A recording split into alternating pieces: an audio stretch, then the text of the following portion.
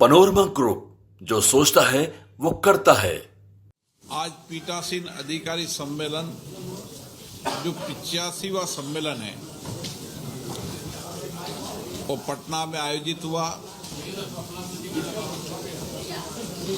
और इस पटना 2025 के संकल्प के साथ समापन हुआ। 2 दिन तक पीठासीन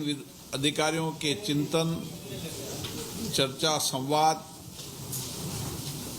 अनुभव को साझा किया और उसमें 5 संकल्प पारित किए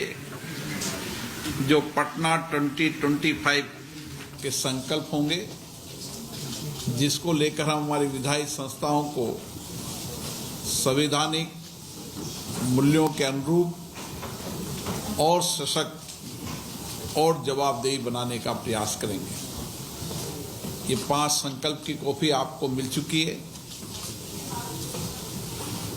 पहला संकल्प हमारा संविधान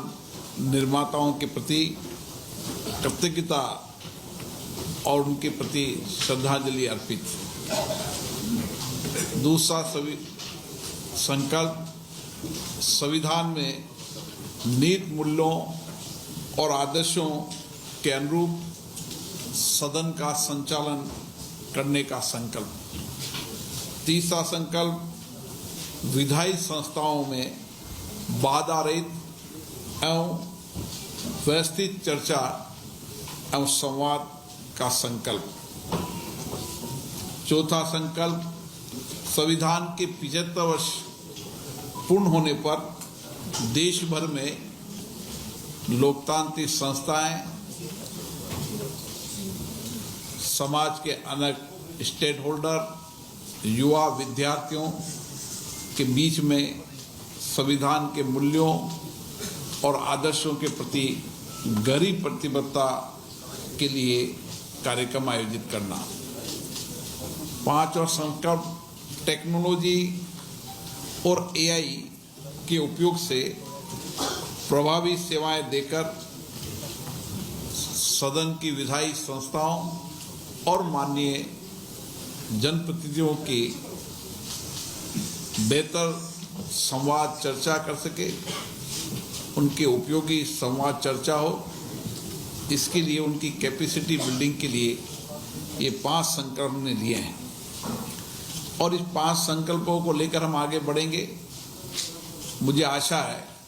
भारत की विधायी संस्थाएं जो नई चुनौतियां हैं, उन चुनौतियों का भी हमने चर्चा की है और चुनौतियों के समाधान के लिए सभी विधायी संस्था के पीठासीन अधिकारी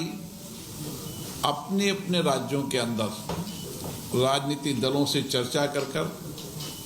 सभी स्टेक होल्डरों से चर्चा कर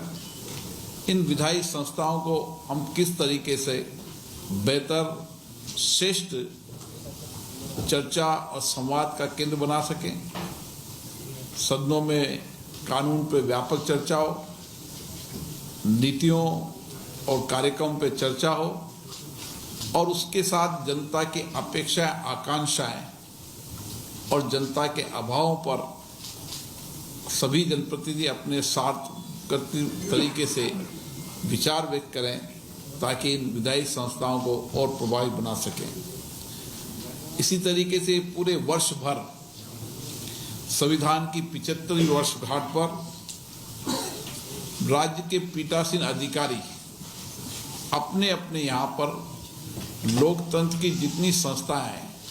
पंचायत, नगरीय सरकार, सरकारी संस्थाएं और विद्यार्थी, महिलाएं, एनजीओ, अन्य संस्थाओं को किस तरीके से हम देश के हर क्षेत्र में संविधान के प्रति लोगों की प्रतिबद्धता और गहरी हो, इसके लिए भी अभियान चलाने की कार्य योजना बनाएंगे। मैंने पूर्व में कहा कि हमारे विधानमंडलों की घटती संख्या हम सबके लिए चिंता का विषय है और पीठासीन अधिकारियों ने भी इस पर चिंता व्यक्त की है। हमारी प्रयास है कि विधायक और विधायक संस्थाएं सभी श्रेष्ठ आचरण करें। इसके लिए जो घंटे निर्धारित किए गए हैं उन घंटों पर व्यवधान रहित चर्चा हो और पूर्व में कई पीठासीन अधिकारी सम्मेलनों में कई निर्णय फैसले संकल्प हुए हैं, उनको आगे बढ़ाएं ताकि हम जो घटती संख्या है विधानसभाओं की उसको हम किस तरीके से उनकी संख्या बढ़ा सकते हैं और चर्चा संवाद को बेहतर कर सकते हैं। इसी तरीके से माननीय सदस्यों के क्षमता निर्माण की सहायता के लिए सभी राज्यों के अंदर एक उत्कृष्ट रिसर्च और रेफरेंस विंग होगी जिसको टेक्निकल रूप से भी संसद सहयोग करेगी ताकि बेहतर रिसर्च और रेफरेंस से माननीय सदस्य पुरानी डिबेट चर्चाओं को पढ़कर और किस तरीके से वर्तमान के अंदर कानून बनाते समय और चर्चा डिबेट के अंदर और बेहतर तरीके से बोल सकते हैं, इसके लिए रिसर्च और रेफरेंस वीक का भी सभी विधानसभाओं में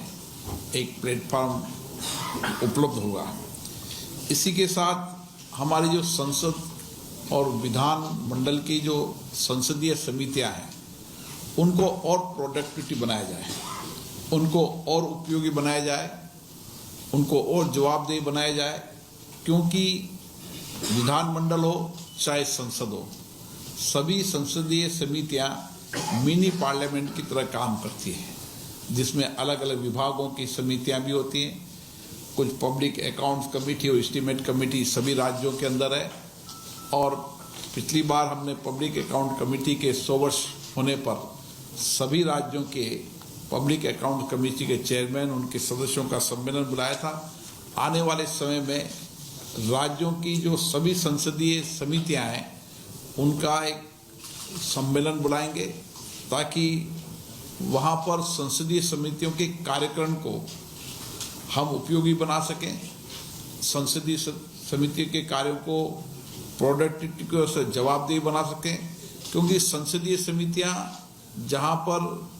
शासन में पारदर्शिता लाती है वहां प्रशासन के अंदर ईमानदारी और पारदर्शिता लाने का काम भी करती है। इसलिए जितनी संसदीय समितियों का कार्यक्रम श्रेष्ठ होगा उतनी ही हम जनता की अपेक्षाएं आकांक्षाएं पूरी कर पाएंगे। इसी के साथ हमने गुजरात केवड़िया के अंदर माननीय प्रधानमंत्री जी ने भी आग्रह किया था one nation one legislative platform. इसके लिए हमारा कार्य चालू है। हमारी कोशिश है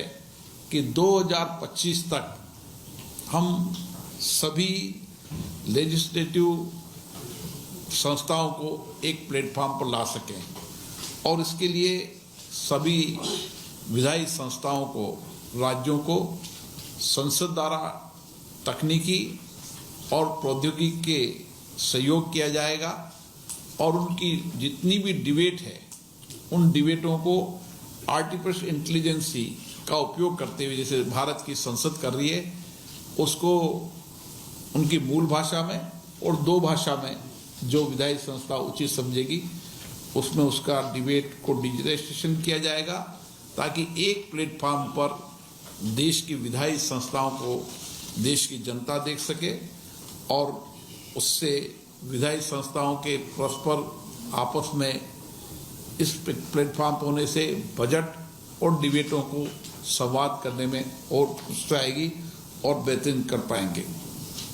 इसी तरीके से जितनी भी देश की लोकतांत्रिक संस्थाएं हैं, चाहे पंचायत हो, चाहे नगरीय सरकारें हो या चुनी लोकतांत्रिक संस्थाएं, उन संस्थाओं के कार्यक्रम को कैसे बेहतर किया जाए। वहाँ पर विकास की योजनाएं बनती है, विकास में जनता की भागीदारी हो, जनता की सहभागिता हो और विकास की योजनाओं में जनभागीदारी के साथ जनप्रतिनिधियों के भी विचार ठीक से व्यक्त हो और उस कार्य योजना में उनकी भागीदारी ज़्यादा बेहतर हो और उन सदनों के अंदर भी अच्छी चर्चा संवाद हो। उनका सदन भी चर्चा संवाद के केंद्र के साथ समस्याएं, अभाव, विकास की योजनाओं में ठीक तरीके से कार्यक्रम कर सके, इसके लिए भी समय समय पर सभी राज्य की विधायी संस्थाएं, विधानसभा अपने अपने राज्य के अंदर लोकतांत्रिक संस्थाओं को शिक्षण और प्रशिक्षण का काम देगी। देश के अंदर भारत की संसद की प्राइड जो प्रशिक्षण संस्था है वो दुनिया की बेस्ट प्रशिक्षण संस्था है। अभी तक 100 देशों की संसदें और उनके अधिकारी इस प्राइड संस्था के माध्यम से प्रशिक्षण लेते हुए आए हैं। आने वाले समय के अंदर राज्य की विधानसभाओं के अंदर भी प्राइड और राज्य की विधानसभा मिलकर इस प्रशिक्षण संस्था को और बेहतर बनाएंगे। अभी राज्य के अंदर जब कभी नई विधानसभा बनती है, विधायकों का और वहाँ के अधिकारी कर्मचारियों का भी प्रशिक्षण का काम नियमित चलता है। आने वाले समय के अंदर प्राइड संस्था के माध्यम से हम प्रशिक्षण के काम को और बेहतर करने का काम करेंगे। साथियों, ये राज्य की विधायी संस्थाएं जिन अपेक्षाओं से बन रही थी, हमारी कोशिश है कि राज्य में विधायी संस्था हो, चाहे केंद्र में लोकसभा हो, राज्यसभा हो, ये जनता के अपेक्षाओं, आकांक्षाओं के अनुरूप कार्यक्रम करें। हमारे जितने भी माननीय चुने हुए जनप्रतिनिधि हैं, उनकी क्षमता निर्माण के अंदर ये विधायी संस्था उनको सहयोग करेगी। तो मुझे लगता है कि हम और अच्छी डिबेट, चर्चा, संवाद से देश के लोकतंत्र को सशक्त कर पाएंगे, मजबूत कर पाएंगे और जनता के प्रति जवाबदेह बनाएंगे। 2 दिन का ये अधिवेशन सार्थक चर्चा, संवाद के साथ खत्म हुआ है और जो राज्य की विधानसभाओं ने जो अपनी अपनी विधानसभाओं में इनोवेशन किए हैं उनको साझा किया है। मुझे खुशी है कि बिहार विधानसभा ने भी नए इनोवेशन किए, नेवा का भी उद्घाटन किया है, डिजिटल लाइब्रेरी की ओर बढ़ रहे हैं और ऐसे बहुत सारे कार्यक्रम किए हैं जिससे बिहार विधानसभा जो लोकतंत्र की जर्नी है, जो आध्यात्मिक धर्म संस्कृति की प्रेरणा है, इस धरती पर ज्ञान और की प्रेरणा मिलती है, आध्यात्मिक प्रेरणा मिलती है। ये भगवान महावीर की धरती है, बुद्ध की धरती है, इसलिए इस धरती का बहुत बड़ा प्रभाव है और इसीलिए 2025 का ये पीठासीन अधिकारी सम्मेलन इस धरती की नई प्रेरणा के साथ जाएगा और इन संस्थाओं को और जवाबदेह बनाएगा ताकि हम बेहतर कार्यक्रम के माध्यम से जनता की अपेक्षाएं, आकांक्षाओं को पूरा कर सके और संविधान निर्माताओं ने जिस अपेक्षा, आकांक्षा के अनुरूप इन विधायी संस्थाओं का निर्माण किया था, उन महान संविधान निर्माताओं के प्रति सच्ची श्रद्धांजलि जब ही होगी जब उनकी भावनाओं के अनुरूप हम सदन के कार्यक्रम को श्रेष्ठ कर सकें।